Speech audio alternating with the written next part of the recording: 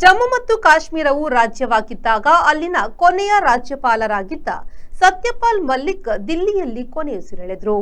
2018ರ ಆಗಸ್ಟ್ನಿಂದ 2019ರ ಆಗಸ್ಟ್ನವರೆಗೆ ಜಮ್ಮು ಕಾಶ್ಮೀರದ ರಾಜ್ಯಪಾಲರಾಗಿದ್ದರು.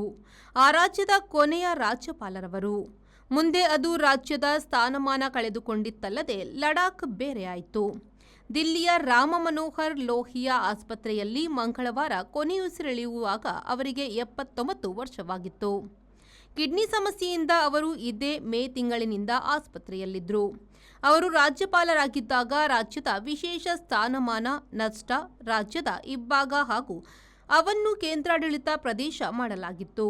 ಆನಂತರ ಅವರನ್ನು ಗೋವಾ ಮತ್ತು ಮೇಘಾಲಯದ ರಾಜ್ಯಪಾಲರಾಗಿ ಮಾಡಲಾಯಿತು.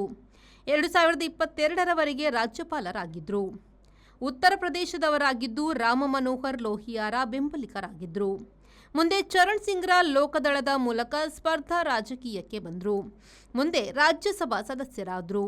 1984ರಲ್ಲಿ ಕಾಂಗ್ರೆಸ್ ಸೇರಿ ಮತ್ತೆ ರಾಜ್ಯಸಭಾ ಸದಸ್ಯರಾದರು.